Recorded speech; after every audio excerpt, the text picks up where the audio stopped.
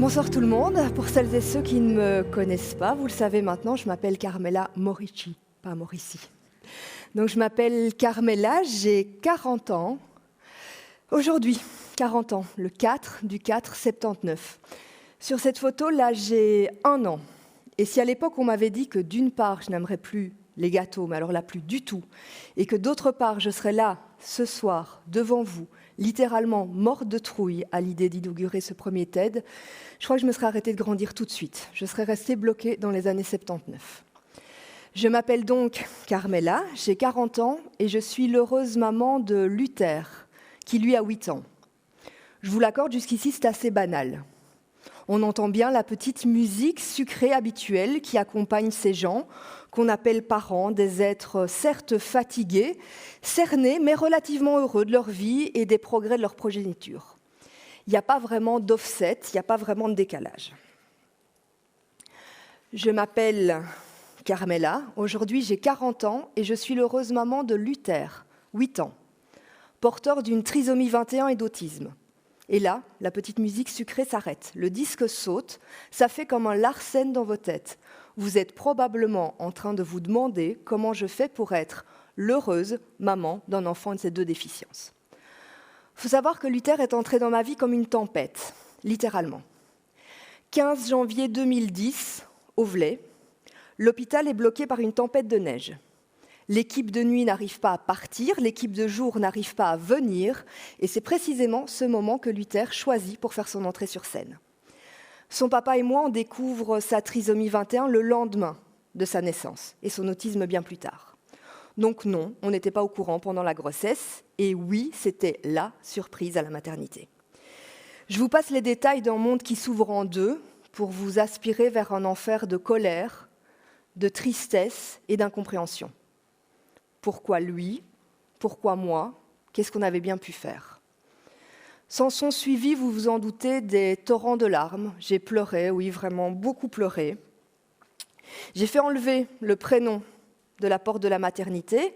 J'ai remballé le champagne que ma mère m'avait offert. J'ai remballé la psy, la généticienne. J'ai interdit à toute personne de venir nous rendre visite. Et j'ai pleuré, pleuré, pleuré. Jusqu'à ce que je me rende compte que les larmes n'étaient pas une énergie renouvelable. Ce n'était pas une énergie du tout. Cette photo que vous voyez derrière moi, je la déteste. Elle me fait mal. Luther a quelques semaines, peut-être 1 mois ou 2, je ne me rappelle plus. Et il a déjà les yeux grands ouverts vers le monde qu'il a envie de découvrir, d'explorer. Et moi, je cache mes yeux bouffis par les larmes et la tristesse derrière un rideau de cheveux. Je la déteste, mais en même temps, je veux la garder. Je ne veux pas l'effacer parce que c'est la seule et unique photo où je suis triste à côté de Luther. Il paraît que dans la vie, il n'y a pas de hasard, qu'il n'y a que des rendez-vous. Eh bien, c'est un sacré rendez-vous qu'on m'avait filé ce 15 décembre. Mais ça, j'allais m'en rendre compte bien plus tard. Décembre 2010, donc. Devant nous, un corps médical qui nous dépeint un tableau noir charbon. Mon fils est une aberration chromosomique. C'est charmant, hein? Aberration chromosomique. Dès sa naissance, un enfant porteur de trisomie 21 présente les signes suivants.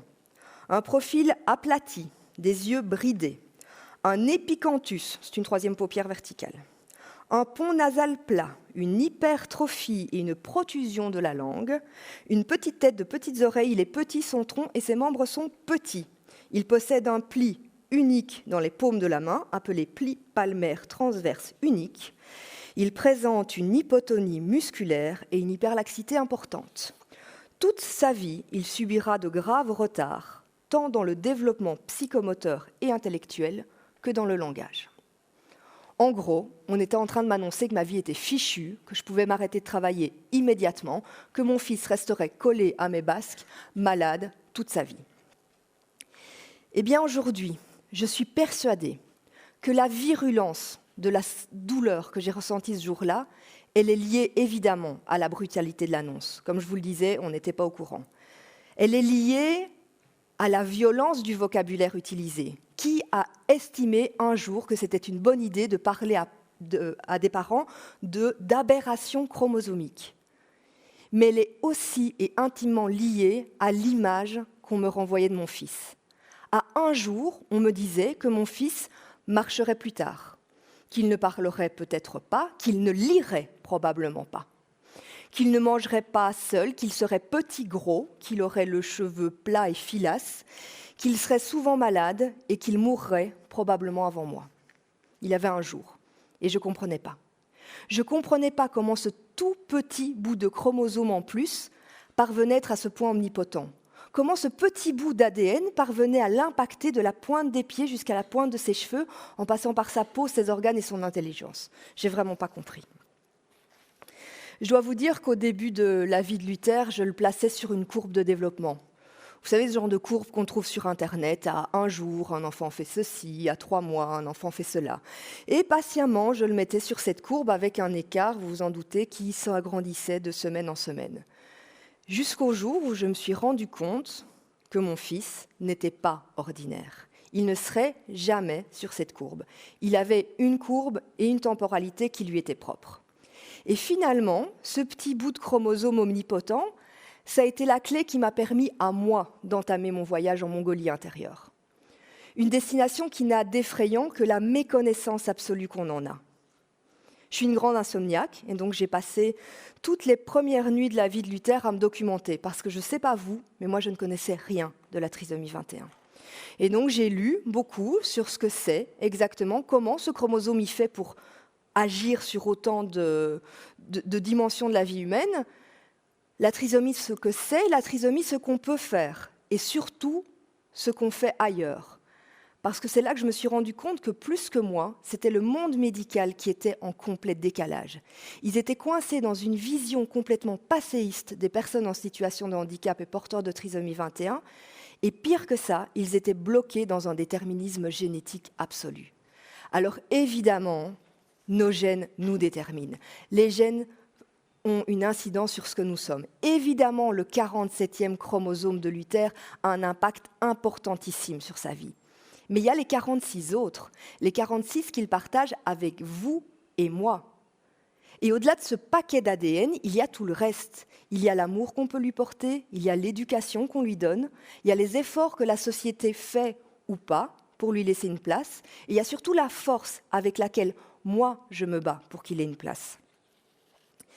Étrangement, en maternité, on ne m'a pas parlé d'inclusion.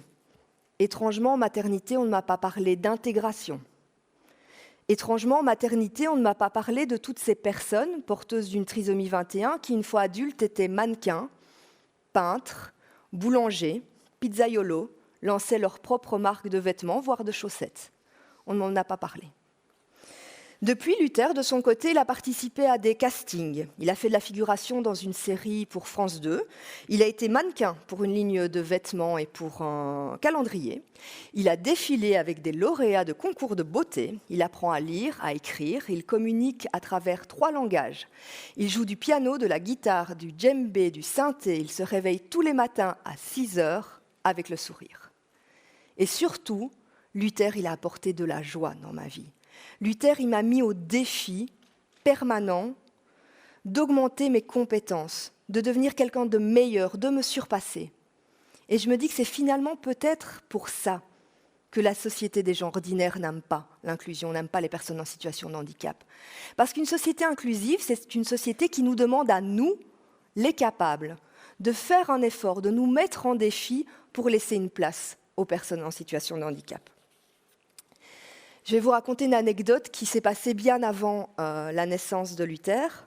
J'avais l'habitude de passer mes vacances en Italie et d'aller régulièrement dans le même magasin de souliers où travaillait une vendeuse, porteuse de trisomie 21. Avec mes réflexes belges, j'ai dit au gérant que je le trouvais fort charitable d'engager une personne handicapée. Il m'a répondu que ce n'était pas du tout de la charité, que c'était sa meilleure vendeuse.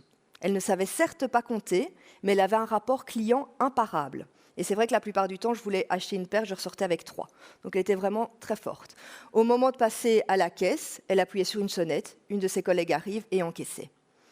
Comment ça se fait qu'il y a quelques années en Italie, une personne porteuse de trisomie 21 peut travailler dans un magasin de chaussures et pas en Belgique ? 1979, il y a 40 ans donc, l'Italie arrête l'enseignement spécialisé, ferme les écoles, prend le capital humain et les enfants et les met dans les écoles ordinaires. Et donc ce monsieur, il avait grandi, non pas avec cette vendeuse, mais avec d'autres enfants en situation de handicap. Il avait appris que derrière le terme handicap, il y avait certes des déficiences plus ou moins importantes, mais il y avait aussi des potentiels, beaucoup de potentiels. Alors ce soir, si j'ai osé monter sur scène et dépasser ma peur, c'est pour vous demander à vous aussi d'oser. Oser parler non pas de personnes handicapées, mais de personnes en situation de handicap. D'oser imaginer les compétences derrière les déficiences. Si ce soir j'ai osé monter sur scène, c'est parce que je suis intimement convaincue que nous avons toutes et tous à y gagner en nous enrichissant des singularités de chacun. Et enfin, si ce soir j'ai osé monter sur scène, c'est parce que ça fait 8 ans que mon fils Luther me prouve que loin d'être ordinaire, la vie peut être 3 fois plus mieux. Merci.